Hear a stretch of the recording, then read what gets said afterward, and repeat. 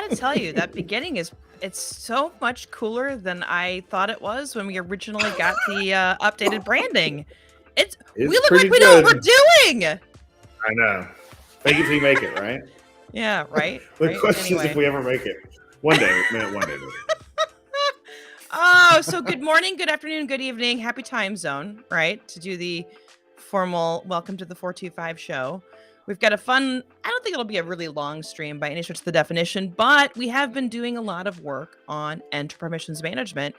And JP has been devoting most of January to a hackathon submission, right? Like with the community and with some help. And you've learned quite a bit of stuff you didn't realize that you were ever going to learn. Right. That's it's one of those things. Well, it's one of those things too. It's like, if you would have told me like 10, 15 years ago, this is what I'd be doing for a living, I don't know if I would have believed you. And I'm sure you're I'm sure you're probably similar, right? This world is just so interesting and so fascinating. So you've done quite a bit. So, maybe to start, if you are curious as to anything that we've done the last couple of months here, because today is the last day of this concentrated kind of campaign. We call it Swarm. You may have heard us call it a Swarm. Folks are usually like, what is a swarm? So we'll call it an awareness campaign on enter permissions management. And we've got this blog, right? And this blog highlights all of the content that we've delivered on. So podcasts, live streams. We had an Ask Me Anything yesterday. We had a LinkedIn live audio event. So all kinds of stuff we explored over the course of the last couple of months. And the reason it was so long was because of Thanksgiving, Christmas, and New Year's, right? So it was kind of a weirder one just because we had to account for, those holidays. And then obviously, if you have been playing along thus far, not paying, hopefully you're not paying. Yeah, we're paying for this hackathon. We've got a problem. Yeah. This is the hackathon sign up. Now, granted, if you do check this out today, you have to submit something by 5 p.m. Pacific. So that's the only thing. If you're real savvy and you've got the full day, go for it. There's swag you can win, right? Free stuff. There's some money. There's some Azure credits, some discounted exam vouchers. So it's all pretty cool at the end of the day. It's not life-changing money, not life-changing swag, but we hope that playing around with the newer product in the Enter product line is life-changing because this is a new space. Folks are really digging deep into cloud infrastructure entitlement management. And so then I guess, should we bring your screen on, JP? Do you want to, what do you want to do next? Should we talk about what you've worked on? Yeah, let's recap sort of where we've been. So, okay. Like most good hackathon projects, as Copilot said today, it's a mess, but it was a fun mess. I saw that. That was pretty funny. And so we're going to do a couple things today. Primarily get this submitted into the thing because I've never done a dev post hackathon before, so I don't really know much about getting it submitted. I submitted the last one that we did for the other hackathon we ran last year. It was last year, right? It's the world we live in. You don't quite know what day of the week it is, what year it is. So like most good projects, of course, I like to call this one ambitious but rubbish, right? From the old Top Gear friends. But the original intention was let's build a thing that let's do tooltips and do some onboarding fun. And after talking to some people internally, one of the big things that popped out was like, well, there's a lot of folks who say we've got tens of thousands of permissions that show up in this portal, especially in the analytics blades and to see, for remediation, to see like, well, this person's over privileged. Well, what privileges do they have that they're not using? And the thought was, well, like we know that the descriptions for those exist somewhere. So let's make them happen. So we'll start at the sort of the simpler side of things, which is our tooltips. And the tooltips were originally, they're pretty ugly. Somebody really needs to go and make them look better because they're quite ugly and they're purple and whatever, but they do, generally they do work. And I'm fairly pleased with how they turned out in terms of like the data. Like this is just static data that's in here. I think eventually you'd want that to be stored somewhere centrally or to come from some kind of a central service or to be shared with other folks. I think that's one of the big things that we originally wanted to do was, well, let's let everybody annotate things on their own, and then we can share those annotations. But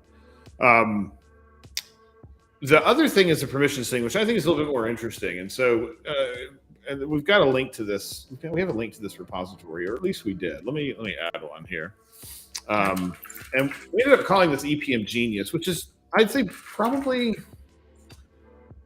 it might be a little ambitious to call it that. but you know, that's again, fake it till you make it, right? Right. But it does work, and it is a good starting point. Let me make sure that this. I just want to make sure this link works before we go and give it out to everybody. I'm pretty sure this is it, but essentially, yeah, there we go. So this is the repository. If you want to go grab it, put this up here on the screen so you can see it. But this is a repo. If you want to grab it, fork it, do whatever to it, make it better, make it do something it's supposed to do. But it's a fairly straightforward Chrome extension. It has two primary scripts they're called content scripts, and content scripts are the things that actually get injected into the page. Of course, Chrome extensions also have UI that can come up in the browser, or like full-blown pages that are in the browser. But we didn't do any of those because we didn't need them. All we're doing is modifying existing screens. We have two.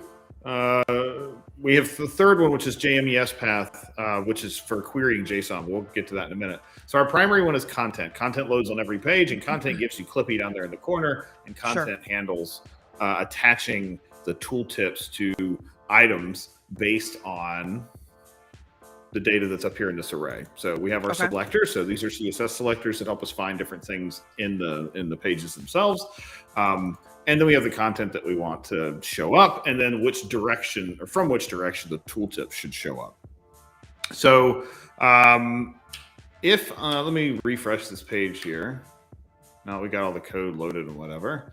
Let's give this a refresh, and I'll see if, there it is. So there's definitely some boxing issues trying to sort out of like, what's the Z index of where it should be all the way.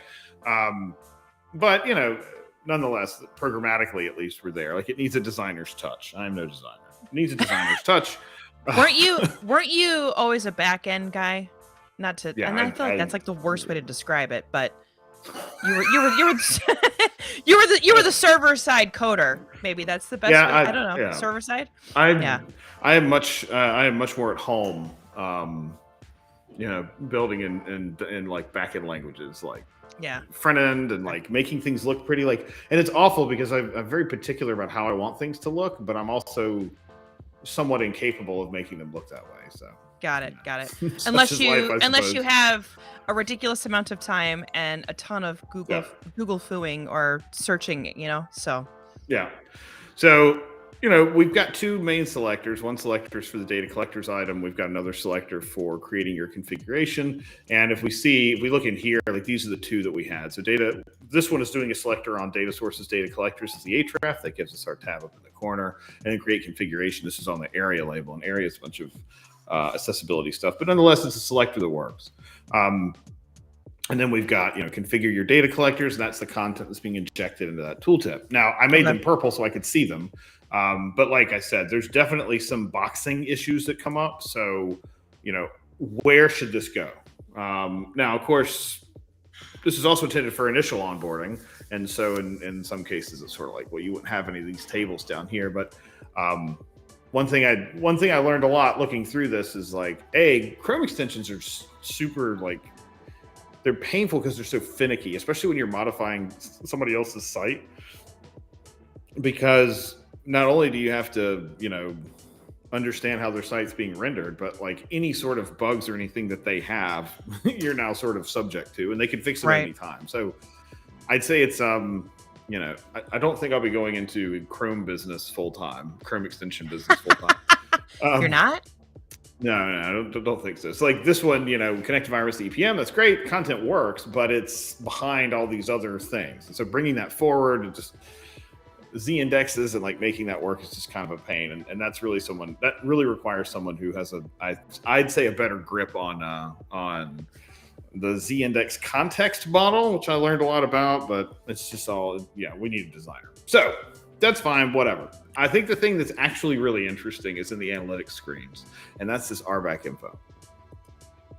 Okay. And the reason I think this is A, because it works, and also because there are literally tens of thousands of permissions that you can grant a user, and a lot of them kind of sound the same. For example, if you saw the Microsoft.aad resource provider, if you weren't familiar with Azure or with Azure AD or any of that stuff, you might think, oh, that must have to do with Azure AD because it's Microsoft.aad. Well, you Right. would think that, and it's totally valid. You'd also be wrong because it's actually domain services in Azure. So Yeah. it's only tangentially related to Azure AD. And so because of that, like one of our friends, actually one of the judges, Nick, he said, well, what if we could get all that permission data in the portal so people can see it? Oh, it's a great idea. So that's primarily what we've been working on the last couple of weeks, and here on the show, and then sort of separately. So you'll notice we got this REST call. Now, I downloaded the data, which is here, and we'll ship it with the extension. It changes. I wouldn't say it changes that frequently, but it does. But it does change. Yeah. Right. So resource providers are going to come online, and methods are going to change, and operations are going to change for getting stuff into Azure. And so they may change, or they will change. And so we've got the, whatever the version was like a week ago when we downloaded this, but probably want to work out a way to cache this, right? To like go check for new every so often, every day, every week, every month. I mean, that's the other thing too, is if something's brand new, are you really going to be using it? I don't know, maybe not. So some schedule that works to go and refresh this, or to check live or whatever. What I have noticed is that select operations don't seem to work terribly well with this part of the REST API. So it's pretty difficult to say, hey, give me just resource provider X. Okay. And then there's the question of, do I make lots of small calls? And you'll see that in a minute with how we use this. Because sometimes having one big file and loading that into memory and paying the tax up front, which is what we're doing, because it's about a 6 meg file, which 6 megs of text minified is a fairly good amount of text. Do we load that up front and take the tax and then we can query it quickly because it's in memory? Or do we make lots of small calls? I think probably for what we're doing here, we're going to want to make lots of small calls. Okay. We're going to want to do one big call. The reason for that is, let's get over here to the analytics blade. So this is the primary place. Now, right now I'm just doing Azure because I know Azure and I can go do that. But this data exists for GCP and AWS. I just don't know where it is. So we're going to take one of our demo users here. And in here, you notice we have 12,909 unused permissions, but we don't know what those permissions are. We don't know what these are. Like, we can see that this person's not using 15 of the 15 they're assigned, but let's see what they are. So we open this up and we give it a second, and then the stuff will come up. If apparently maybe not, my extension doesn't seem to want to do it right now, but let me reload it just to make sure. Okay. So when we open this up, and there are lots of other things I learned doing this too, which I'd say we'll talk about here in a minute, but there we go. So now you'll notice each one of these permissions, domain services delete, tells you what the actual thing is. Now, some of these aren't very good. Domain services OU container delete means you can delete the OU container. Like, who would have guessed? But this is what we publish. So this is what's published as part of the thing. So if we go find another one, like, I don't know, autonomous systems, like it's amazing the kind of stuff you can find in here. But you'll notice, like, we get things like delete workspace, get workspace details, whatever. And so these just sort of pop up next to them so that as you're rolling through here, you can take a look and see, what can we do with blockchain tokens? You can delete locations, you can delete your blockchain networks. Some of the more, I'd say, maybe mature products, app services, storage, etc., tend to have more human-like descriptions, because some of these descriptions very, very much end up on the side of like, okay, this was just automatic, like this was just an auto-generated one, which is, it's fine too. But nonetheless, I liked this one because this one gives us a ton of extra data that you as a customer can go and look at to determine, like, hey, is this a thing that actually matters? So I did like this part. This part was I think probably one of the more valuable parts, if for no other reason than just it gives us a lot of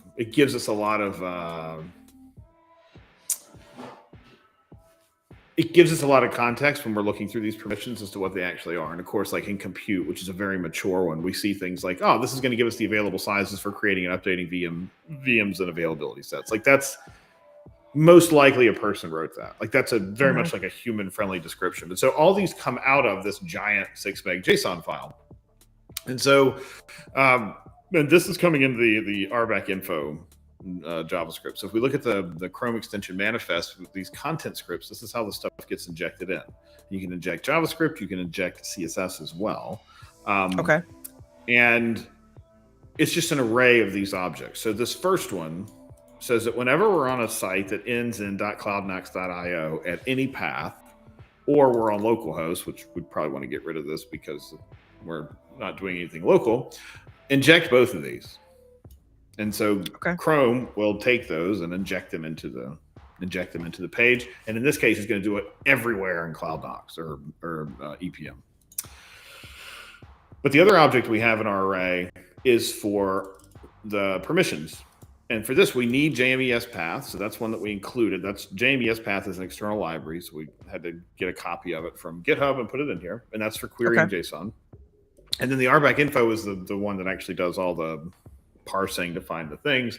And we're only going to load these on the analytics screens. And of course, this is important because we don't want to have a bunch of extra JavaScript running on every single page load that we do on in every single path. So instead, we absolutely want to make sure we're putting it only in the places where it makes sense. So that's what we have here. And we look in here, we're going to load this data right up front. So as soon as the page loads, or as soon as the extension loads, we're going to go load up our data. And by having that way, we'll have our data available and it'll be in memory, and we don't have to pay that tax again. And since there's lots of other loading that's happening at the same time, it kind of blends in. Right? Like people don't have to, like, you're not going to be like, oh, this one extra thing is taking so much longer. So we load it up first. Again, like, we don't want to load it more times than we have to. And then we get into these things called observers. And so the observer, and I've just learned a lot about observers. I think they're really fascinating. What's interesting about an observer is when the observers start, it's essentially a way to say, hey, watch this node of the page. It could be the body, it could be a div or an object inside of the page, but watch this part of the page. And if anything's added, removed, changed, tell me, give me a notification. And by doing that, we then know when certain pieces of data are available. Because if we watch the load here, like when we load this page, part of the problem is we have this, and there are no DOM elements right now. There are some, but not many. But like all of this is largely dynamic. So what you see on the screen here is being loaded sort of asynchronously, including when we open one of these users up, that's being loaded. And again, when we open up one of these, that's being loaded, right? So because these are being loaded during the life cycle of the page, we can't, like, none of the stuff exists. So like the attaching to the little caret, like the little expander triangle, on the side of those tree views, you can't do it up front because they don't exist yet. Oh. So none of these things existed until we expanded this user and then one of these items. So none of the 29 items in Azure Percept, I don't know why one's capitalized, one's not, because they obviously have different IDs too. None of those sub items are actually loaded yet. And because of that, when we click this, that's why there's a slight delay. And in this case, there's nothing because these two things don't have a description for us to share. Okay. And so because these things aren't loaded until we click the thing, we have to do a lot of like observers are the way that we can do that without doing things that are cheap, like setting timers. Now there are still timers in here, but I like the observer pattern. The only thing I don't like about it is it's extremely busy and chatty, so you can add a lot of overhead. And so, we look into like performance and refining this. What I would probably do is set up some like maybe different observers at different levels of the hierarchy. So we don't watch the whole tree. Let's just watch this subtree. So it might be that we watch the main tree to find when our subtree parent comes in. And then when our subtree parent comes in, we throw out the other one and then only watch the subtree. The other thing, of course, is as soon as this is done, as soon as we find one, instead of trying to keep the observer going, I'm just going to throw it out anyway and say, cool, Okay. we know that our page is loaded and we know that our items have loaded. So we're just going to throw out our observer. We're not going to watch anymore because we know we know the things that are there that we need to attach to, like these little carrots, the little triangles on the side. We know those are there, so we can disconnect. We don't need to keep watching. And so once we've done that, then we say, cool, let's go and attach our events to the nodes. So attaching the events to the nodes means that we're going to attach a click event so that anytime somebody clicks one of these nodes, we go and do the processing to load up whatever these are. Because loading 12,000 of them up front, it could be faster in the sense that the loading, of course, would be slower, but it could be faster in that every time you open one of these, you might get a faster return. You would skip the little jump of these things being added. It's worth benchmarking to see. But at any rate, I'm doing them sort of lazy. So as soon as we find one of these, and this is sort of our primary like meat of this. As soon as we find one of these things that somebody's clicked, we're going to find what the provider is. And the provider is, like in this case, Microsoft.Azure Stack. We'll take that, we'll find that. This is not super clean, but it is what it is. So we'll take this and we'll find it. We'll go look in our RBAC data to find that block. And if we look in here, you'll see, we don't want the minified. If we look in here, you'll see we've got things like the display name, all the operations you can do, resource types, and then what those names are, what you can do with them, etc. So now my code's all slowing down because it's got this huge thing open. But things like domain services.read, we got to find this. This is inside of an array called operations, inside of an array called resource types, inside of an array called value. So querying all the way down that stream can get a little bit gnarly, but nonetheless, we need that name, that Microsoft.AAD name, or that Microsoft.Azure Stack name, because that gives us the node that we can play in. So from here, we go and find that node to get the data. We go query our permissions data. And querying the permissions data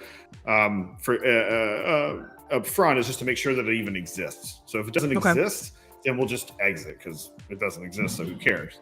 We'll get this thing out of the way. And all we're doing in here is just we're just doing a find on the name to try to find it, to make sure that we have a node there.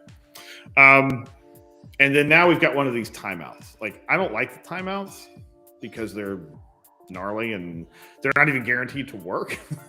Because if it takes, for example, longer than 500 milliseconds for all of these things to load, then this code's still going to bomb and fail. But again, this is one of these ones that needs to move to an observer. I just didn't have enough time to do it. But pretty straightforward. We're going to go find the parent node, which in this case is Azure Stack because we need the name. And then we're going to take that name and we're going to prepend it to whatever this is. So Cloud Manifest Files WAC read. And then we're going to go query the JSON file to find it. And doing that query here's our primary JMES query. And if you're using Azure already, the Azure CLI relies on JMES queries if you want to query the return from Azure CLI. So if you're doing that today, it might be familiar. Primarily Azure CLI, not Azure PowerShell, but this is our query, which is in our parent array, in our resource types array, in our operations array, find me the name of an operation that matches the resource provider WAC, the name. When we find that node, give us the name and the description of it, and don't return anything else. And that's all it's doing. So this is giving us just the name and the description out of that JSON file. Based on the query. And if we have data, then all we're doing is just putting it right next to it. Originally, I thought, what would be cool would be to reuse these because they got tooltips on every single one of these. But what I didn't like is that it was red. And I'm thinking, like, if you're really looking at 20 of these, like, are you really going to want to go to each one? Probably not. Yeah, it just didn't feel like it didn't feel very clean. You know what I'm saying? Like, it just didn't feel like a good use of time. So instead it was like, well, let's just suffix whatever the thing is. And the other thing that's kind of bummed out about is I couldn't find a way to link directly to one of these, like in the docs. So they're resource provider docs, but they are not, at least so far as I could find, they don't really have like they're not like mapped directly. In fact, one of the first ones, one of the first documents you go and find is the mapping document, right? So like if we took, if I was to go search for Microsoft like .aad.domainservices.read, which is one of the permissions that's in the thing.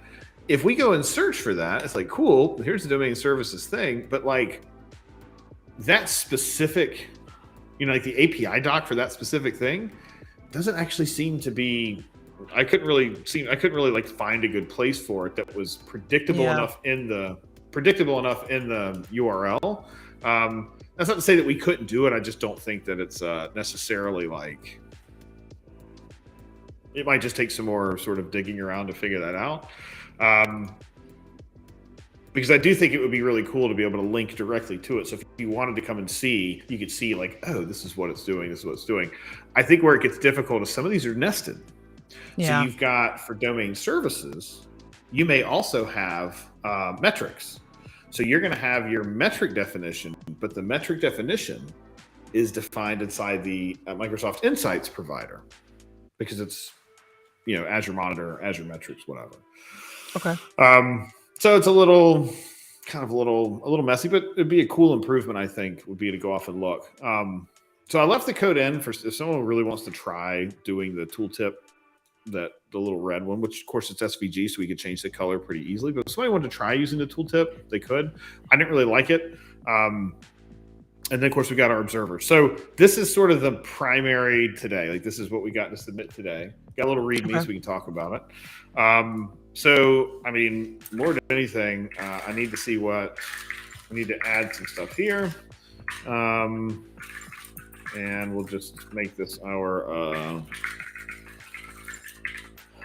before submission. I guess I could probably get some pictures or something. I don't know. And then we'll push this. So now we got our thing. So now we've got our code up here in Git. So let's go submit this thing to this hackathon. Yay! Let's see, did the README come through? Good. Okay. So, if you're following along at home, this is our hackathon link. So you go here, sign in. This is where you both registered, submit everything else. Now, I've never really used DevPost, so this is going to be new for me. When we submitted what we worked on when you came back to Microsoft, which feels like an eternity ago, even though it really wasn't that long ago. It's been a whole year. I did this. I know. I did all this, and I can't even talk about it because it was so scarring. I stumbled through it, and I submitted something because we all got badges, but nice. It's a little cumbersome. So if you've never done this, then I believe you'll have just a create project, right? So create a project. I'm going to edit it because I started it, but like didn't do anything with it. So I'll zoom this in too. This is particularly small. 8 hours to deadline. Now it's turned red. So I don't have a team, sadly. I didn't know I could do this. But we'll save this and continue. So our project overview. We've been calling this EPM Genius. And the elevator pitch is that it is a Chrome extension for adding helpful information to the EPM user interface. Includes permission. Let's see what the permissions and let's see, user defined. What's the word? Or maybe not user defined, but we'll say like defined tooltips for onboarding. Cool. All right. Now a thumbnail. I would use the genie. Let's see, EPM Genius. What would a permissions management genius look like? I don't know. Where's a guru? He's already got the name for it. I guess he's still on leave. Or maternity. He's still on leave for getting married. Yeah. He comes back, I think, this next week, or maybe it's later this week. I keep forgetting that, like, February is tomorrow. I shouldn't, but January felt like 5 years, so I don't know if that's still a thing. Oh, good. I can just copy the README. So this wants to know what the thing like about the project. So okay, cool. I'll just use the markdown I already have, right? And that works. So here's what you want. You want to describe this. This is what your judges are going to look at. So you don't want to be like, you could also do something like call this number for. Oh my God. I may have found the best thumbnail for you. I'm going to share it in the chat. Hopefully that works. Uh-oh. Oh no. Going to Reader's Digest, it looks like. Yeah, it's a picture from the Reader's Digest article. I love it. Although it's Is Getty, it copyrighted? So, yeah, it's Getty. Oh, dang it. See, I got so excited because it was funny, and then I didn't read all of the specifics on the page. I know. Right, I get sued. Brain with glasses.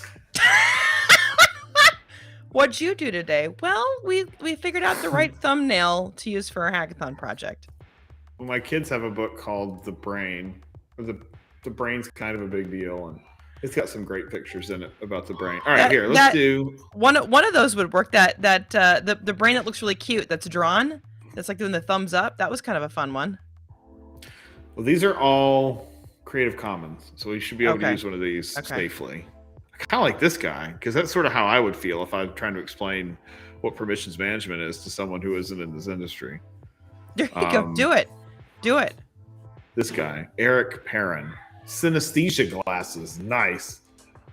Oh no, I lost the picture. Where'd it go? There we go. Okay, so we're gonna use this photo. Well, do we really want to use this one?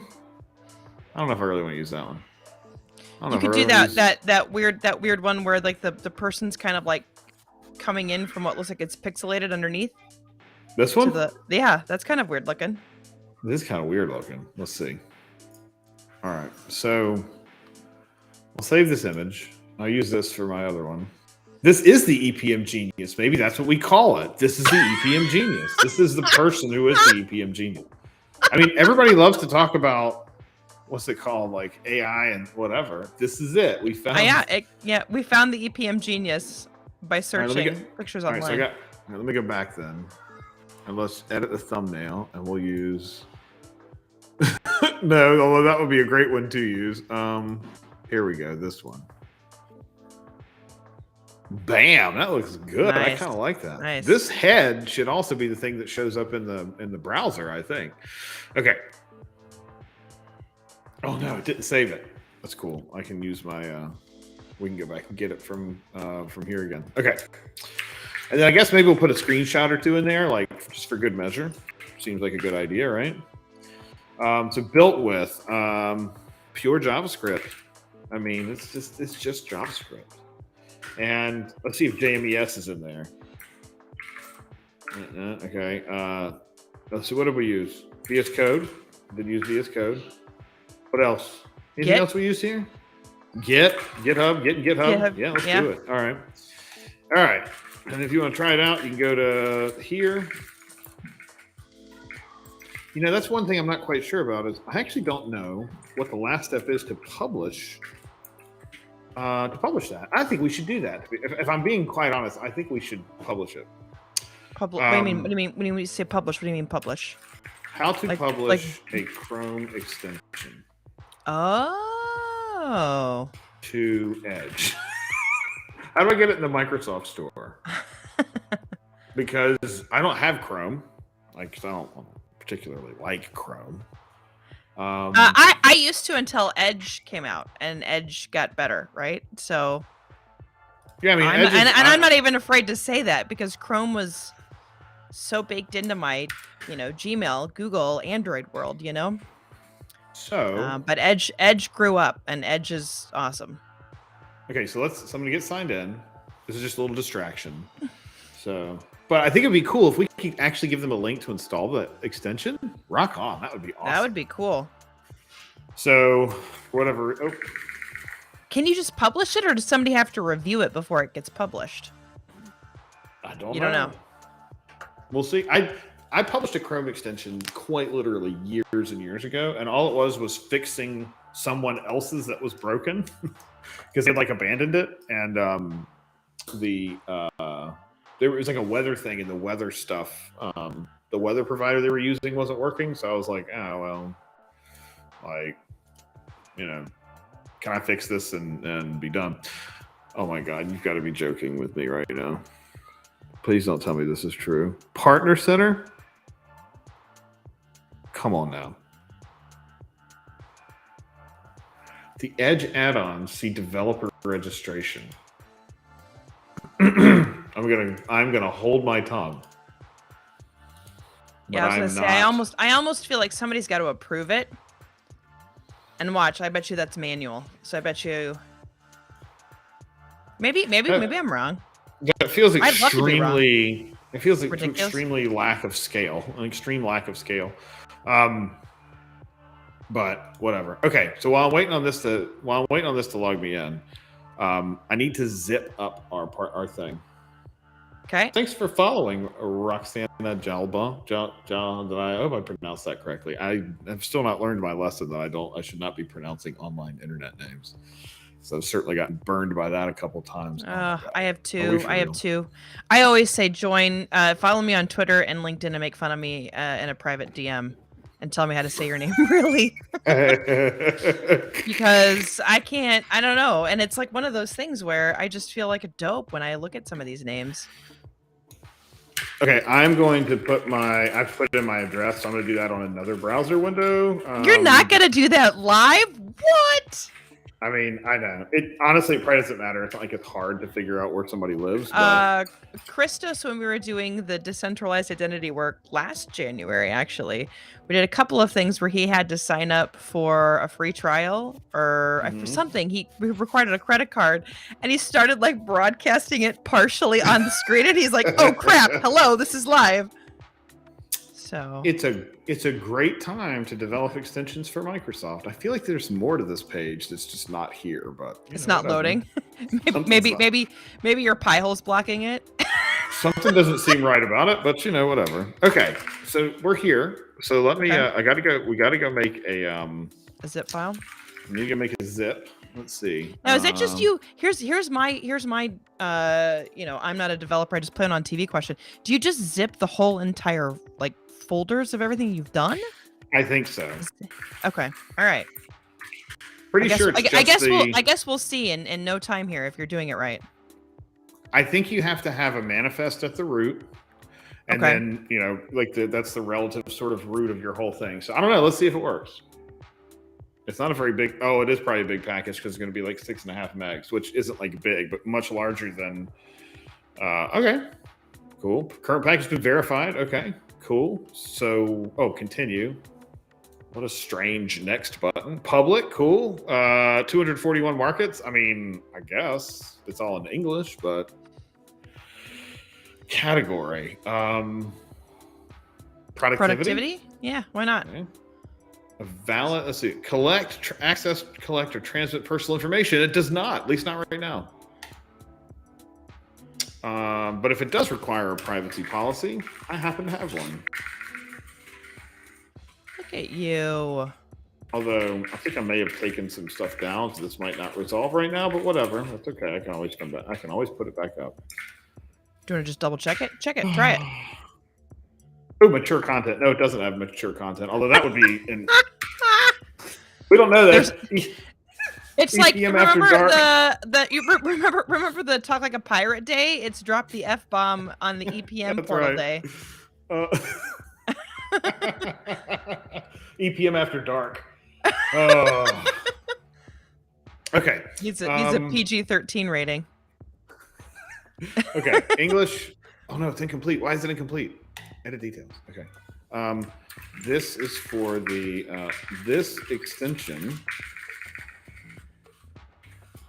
adds useful information to the intra permissions management portal. Okay. Oh, we need a logo. I guess we'll use our thing, right? The guy we had, the thumb. Yeah, use it. Use the EPM genius. Oh, it's got to be a certain thing. So I guess we'll use.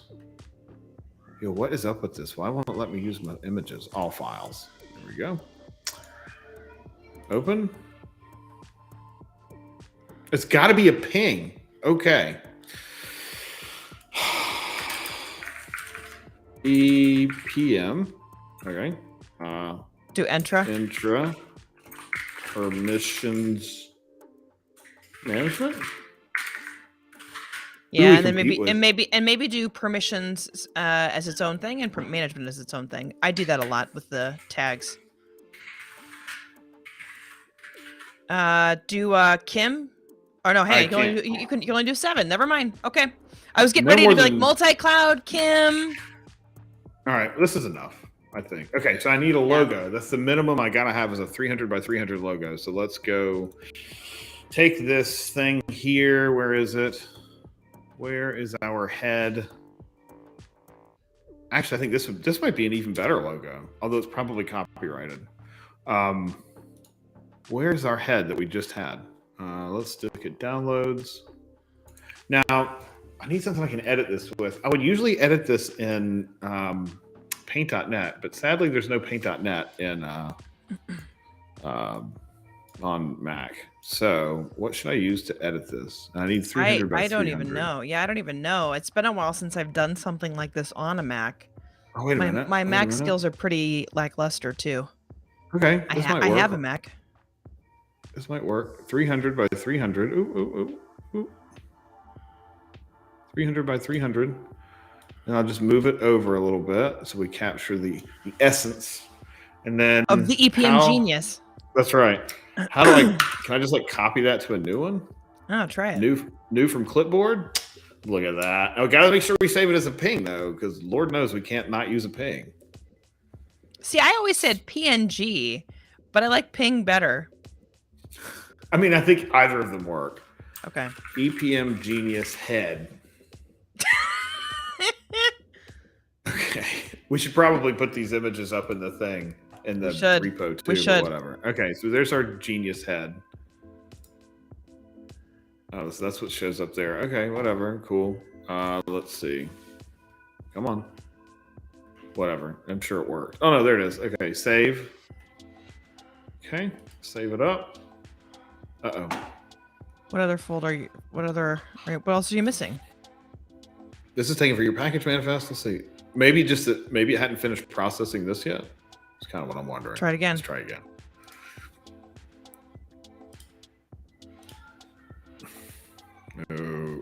Okay. So, complete. All right. Publish. Notes first. Aw, boo. Yeah, it's too bad. So yeah, I guess somebody is going to have to go and do this thing. This adds additional text to the Entra permissions management portal to describe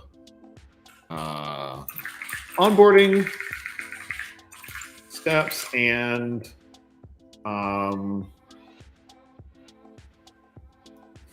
human language permission descriptions into the analytics pages. Yes. Thanks for following us, Mighty House Inc. Nice. That one I did read just because it looked safe, but okay. So publish this. I mean, if nothing else, maybe I'll get a link at least so we could have give them that because you'll have the in I'll have the link, right? Yeah, because there's a CRX ID and the store ID. So I guess the store ID. So okay, I mean whatever. Okay, that's cool. I just gotta wait, right? And at some point it'll show up. We could probably guess what the. I'm sure we could probably guess what the URL is gonna be. We've got our store ID. Do you want to give them the GitHub link? Do you want to give them the GitHub link? That's a good idea. Oh yeah, we can do that. Because that's some of the things that people have done previously. But I mean, I think Okay. Maybe what you put in the description or whatever is you put the link to be published in the whatever where we put the README, which I think is in the description. Okay. Right. Yep.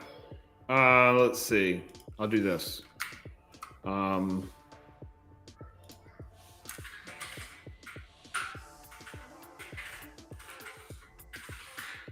Pending Edge store submission.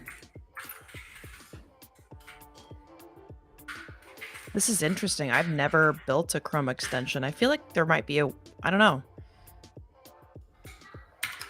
I'll put this information in there, and that way they'll have it too. So let's see. There you go.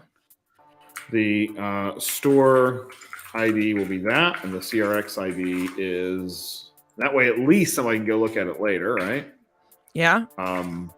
Because if we were to go to the Edge extensions store, look who can't type today. If we go to the Edge add-on store, in theory, we would take this link, or would we? We could. I think we could probably guess our link if we look at this. If we look at the format of this, it would be this detail whack EPM-genius because that's our thing, and then our CRX ID, right? Okay. So I'm guessing anyway. So that would be something like store link not yet, or we'll just say like pending approval. Should be that plus this. We should go there and see what shows up. I'd be curious. Yeah, I mean, I don't think it's published yet, so okay, so it's not there yet, but hopefully sometime soon. I mean, I don't know what the normal turnaround is for those, so I'm maybe marginally optimistic that it might be like sometime later today. I mean, I don't know. Hey, it'd be nice. I almost feel like there's somebody that's actually reviewing this, though, given the fact that it wasn't an auto. Like, you know what I mean? I feel like there might be somebody who actually goes in and looks at this. You're probably right about that. Do you need to? It also doesn't have a lot of permissions either, so it's entirely possible that it could because the permission list is low, that maybe it ends up in a queue or something for a little bit. Yeah. But I don't know. Maybe because we didn't upload a video, it's not gonna, like maybe it's not gonna. I don't know. But that's okay. At least we got what we think is the link. It's a good place to start. Let's go back to our submission. So we'll wait for the store link to get its approval.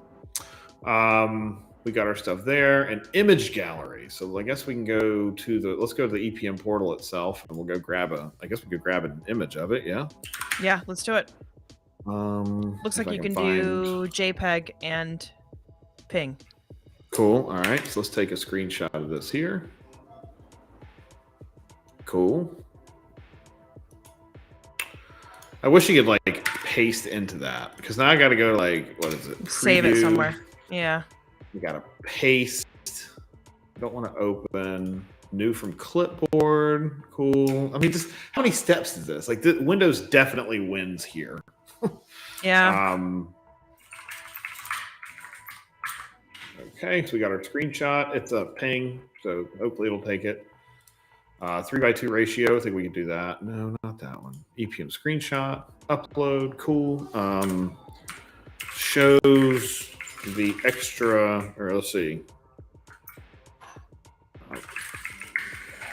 Permission descriptions added next to the permissions. Okay. Now, the video demo link, I feel like this is going to be a little bit of a chicken and egg scenario, because the video demo link is quite literally this video. Yeah. So can we here's a question for you, because there is a link to watch it live. Does this link redirect? So this is the link of what I'll share it with you in the chat here. Well, I wonder if I just take the YouTube live. I just sent it to you in the chat. Yeah. Oh, okay. So if I was to take that, presumably, when this is over, it would still work, I think. Okay, are you a full-time employee? Yes, for now. I am a full-time employee. Until somebody tells me otherwise, I am still... okay, we will get our repository here. Cool. Save and continue. So we got, yes, I'm an employee. This is me and all my team members. We've all read and bound to be. I haven't actually read the official rules. What are the official rules? It's kind of long. I had to get our lawyers looking at it and reviewing it, and everybody it's sort of like this boiler template that we've used before.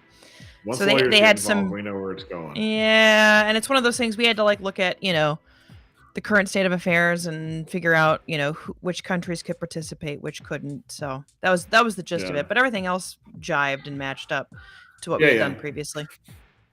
Okay, cool. All right. Well, I obviously don't want to win, and B, I don't want to. I certainly don't want to take a prize from someone more deserving, which is to say literally anyone else would be more deserving of a prize. So, all right, I'm gonna submit it. Dun, dun, dun, all right. Okay. Dun, dun, dun. Okay. Look at that. Look at that. Okay. I mean, how many times have to? How many times are we going to describe this? You know what I mean? Like, okay, it doesn't seem to. Definitely doesn't seem to like my GitHub emoji in Markdown, so we got to go fix that. But okay, try it out. There's our repo. Cool. Can I like my own, or is that like liking your own tweets? Well, or it's like liking your own social media posts. You know what I mean? Like you can do that on LinkedIn. You can do that on Facebook, on Twitter. You can tweet your own stuff. Yeah, want to tweet and retweet? Yeah, I probably don't want to do that. That's bad form, right? Ah. People don't really like that, do they? I have no idea because I do that occasionally. So then I'm a bad person because I like my own stuff occasionally. Not all the time, but like when I'm trying to amplify stuff. Because it's hard. It's hard to like figure out the algorithm, you know, like. Well, that's true. Well, some degree, that's our job too, right? Like, yeah. You know. So okay, now I think. Do we have? I need to. Okay, I'm just checking my private mail to see if they emailed me saying like, oh, your submission's under review or something like that. But it looks like I've even gotten an acknowledgement that I've submitted one. So I'm not sure if that's a good thing or not. So I'm gonna go back and look just to make sure I actually submitted it correctly. Publish an edge extension. I was gonna say I see it in the gallery. So I'm because I'm managing the hackathon, I see it. So okay. All right. Well, so I guess now we just wait for approval of EPM Genius. I wonder how long. you're talking about the Chrome extension approval, right? Yeah, like I wonder what the normal time is for that, like approval. Oh, you could search. Yeah. I wonder. Approve. That's not what I'm looking for. So I don't know. Publish add-ons. Submission states in draft in review. Submitted. Form detail extension isn't available to users. Waiting to publish. Take 7 business days. What? Are you for real? Here we 7 go. business days. Where do you see that? Yeah. Notes for certification. Where is that? Notes for certification. Yeah, hang on. Let me see. I'll get the here. I'll share the because you're sharing your screen. I'll share what I found. Maybe that's it. So check on that. Is that it? I bet it is. Complete your submission. Publishing an edge extension. Okay. So this one's scroll down. It says 7. It says 7 business days. If you keep scrolling down.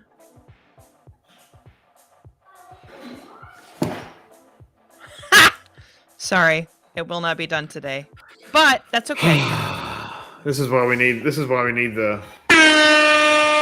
There's certain. Appropriate. This is more appropriate. Appropriate. Yeah. I need to get one of those. Oh well. Anyway, okay, it's cool though. So it's in. We got our hackathon submission submitted. Because I guess what else would you do with a hackathon submission except for submit it? So cool then. I think we're submitted. So we got our hackathon thing submitted. So if you have not yet submitted, today is your day to submit. You got 8 hours left, so make sure you get out there and get this thing in. You can win an oddly specific $1,430 in prizes. We had to throw. It's because of the way that we added in the discounted exam vouchers and the Azure credits plus the cash. That's why it looks a little weird. But it's I know.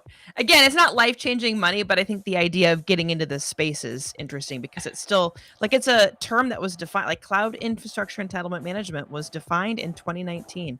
So not that long ago, before COVID, but not that long ago, really. Wait a minute, defined by who? Gartner coined the term. Of course. And CloudKnox was the pioneer, and Microsoft bought CloudKnox. Who else would So, define it but Gartner? I mean, I I remember mean, yeah. years and years ago, I had we were doing a talk it was like an Azure Saturday. Do you remember Okay. the Azure Global Boot Camp where Yes, I think they like in still do it. April? Do they still Yeah, I do think it? they still do it. I That's think they cool. still do it. This was back when we could still see other human beings in person, and so we always had a big one in before Charlotte. times. The before times. Right. And we'd always do one in Charlotte because Charlotte had a big office and Sure. lots of Microsoft people were there and I'd say a really healthy Azure community. So of course, it always was in Azure or it was in Charlotte. And I remember one year I had a great talk about platform as a service because back then PaaS was really like, wait, what? Like, you want me to do what? Like, are you sure you can do that kind of thing? Like customers were really sort of apprehensive. And I think they still kind of are though. Well, that different discussion for different day. Yeah, I'm with you. I'm with you. Exception raised, but I found a bunch of sounds from old Windows. So oh no! Oh, we should have done that when you hit submit. I know we should have. We really should have. It was total fail. Anyway, before the talk, I went to go look and see like what kind of PaaS do we have? Because this was like the second wave. So we had typical like application PaaS, like app services and Heroku and those sorts of things. And iPaaS, which was integration PaaS, like Logic Apps and BizTalk, all that sort of stuff, right? And so I went to Gartner and I remember looking and they have like 39 different PaaSes that you could use. Communications PaaS, CPaaS for containers, like all these different. It's like there was a part of me that sat back for a moment and thought, like, is this some sort of like alternate reality where like everybody's doing this and but even though it's like a complete circus, like, do we really need a magic quadrant for 39 different types of PaaS? I mean, maybe. I mean, I don't know. Like, look who's not a CIO. So like maybe CIOs need 4,000 different definitions in order to, adequately make product decisions, which I totally get. It seems sort of like, do we really need 38 different kinds of PaaS definitions? I'm thinking like maybe not, but again, what do I know? So looks like Global Azure is still happening, or at least it did in 2022. Yeah, it happened in 2022, and I think it's happening this year, but I have not heard anything just yet. So the folks that hang out in the community space, they tend to tweet about it, post about it. So, well, it is that time of day. Thank you for helping me get my submission in and for being of course big help today. Of course. This was actually really so I caught part of what you streamed over the course of the month, but then of course, because we like to have a lot of meetings in our division, I wasn't able to see everything, so it was fun to kind of see the final project. Project. Yeah. I think I merged those two words together. Well, that's sort of the worst part is so much of the so much of the time spent is like, not on building stuff. Like, it's just because we got so other stuff we got to do. So it was cool to finally get it at least to some degree of desired functionality. Like, there's certainly lots of room for improvement, but I think it's a good baseline. I'm also sort of thinking like, if you look long term, like building Chrome extensions that modify other people's code, like that's got to be like constant like refinement because somebody's gonna fix a bug or something. Yeah. And or add a feature set into what you're browsing through anyway. Yeah, right. So I think it's a great way though for us to show and us being you, me, the folks watching, the folks who are doing EPM hackathon projects. Like, it's a great way to say, hey, we've got ideas about how we think this could be better, and we're just going to show you what they look like because that's that's what counts. So and it's iterative improvement, right? Like, we don't think this is final. And gone are the days of anything being final for a number of years. It's probably final-ish for a couple months, and then it's going to change, right? Yeah, like it'll be different in our... Right. I mean, the question will be, does it get approved, or does the portal change enough that it doesn't work anymore? Which one of those things happens? You should follow up on Twitter with that. So you should follow JP. True. He's Azure and Chill on Twitter, or you can follow him on Mastodon. I don't know. Ever since Mastodon, everything's kind of fragmented a bit, so I need to probably post Yeah. a little more there. I found a good Mastodon client for iOS, which I like. It's pretty good. I mean, it's clean. It's got a good vibe. I don't really mind it. But the thing that's interesting is I find myself going to Twitter when I'm bored, but I find myself spending more time on Mastodon. It's like more deliberate. And the information's interesting. And you also find the people who tweet like literally every 4 minutes, and you're like, wow, I need to mute this person because like they had that banger of a tweet like 6 months ago, but like I don't know if I'm really following the stream of consciousness from here on out, you know, like it might just be a little bit too, maybe we needed the algorithm or something. Yeah. Like, but you know, it's cool. Like you know, I like the vibe. People seem pretty chill, so you know, nice, whatever. Yeah, I'll I take agree. it, so. I agree. But All anyway, right, so who are we raiding? Who do you want to raid? Well, let's see who's out there. We've got if I can find my browser that I just had up here. Let's see. We got a few folks. We've got C# Fritz, of course, who's always streaming. Yeah. We've got Mr. Lingstorf. I'm not sure who Glossia Lemos is. I'm not sure what they're streaming today, so I don't know if we should go over there. So my vote, I guess, is for Mr. Fritz or for Mr. Lingstorf, although it might be worth it for us to go very quickly, see what they're working on, make sure that it's, you know, I don't know, make sure that it's interesting, I guess. But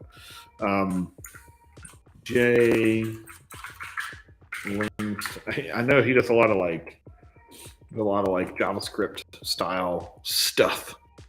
He's doing streaming improvements, so that's kind of cool. Why not? Let's go over to Mr. Lingstorf. We go to Mr. Fritz's a ton anyway, so let's go to our raid. Really quick on the schedule, we'll be back. Might be back Thursday. Definitely back a lot over this month. We got lots of interesting, fun guests coming over, so make sure you come back and check us out. We'll see you soon. Yeah, come back on Thursday. We'll be working on something. I don't know. Yay! Do you want me to roll the credits? Let's go. See everybody. We're good? All right. Bye, everybody.